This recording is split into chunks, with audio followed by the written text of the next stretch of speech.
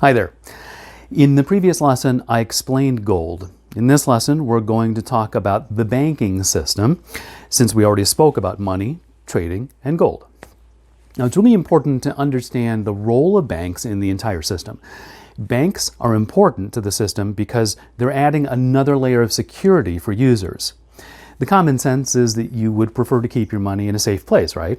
But if everyone would keep their money in their homes or in their wallets, we would have a system that supports thefts and burglaries. So that's why banks were created, to improve the use of money and to store your money in a safe place.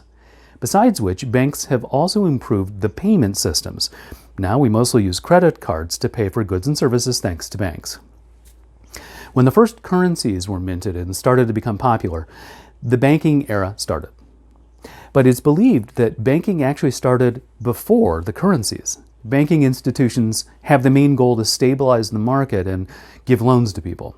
In the past, ancient temples were used as a form of banks because they were occupied by priests. So ancient empires needed a new way to stabilize the market and find a new way to pay for services and goods. During these times, the use of coins and paper bills was really very popular, and it served as an easy form of trading. Banking rise. With the rise of paper bills and coin usage, the search for an alternative to keep money safe was intensified. In ancient times, only the wealthy people were able to store money in banks that were run at temples. But historical records of Egypt and Rome and Greece and ancient Babylon suggest that the temples loaned money. The first bank, it's believed, to date from the Roman Empire. Now, during that time, the Romans started to abandon the use of temples as banks and formalize with distinct buildings. When the Romans formalized the banks using these distinct buildings, the distinct trade of money lenders began, and profiting from taking in money and lending it to people. Money lenders.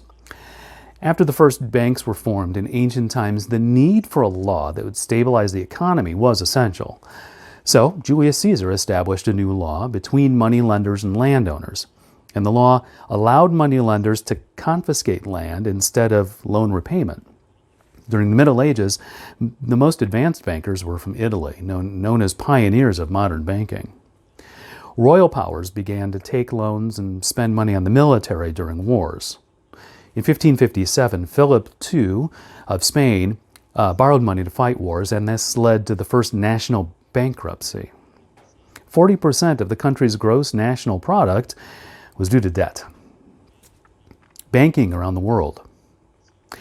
Soon, the idea of banks spread into commercial banks and banks for the wealthy.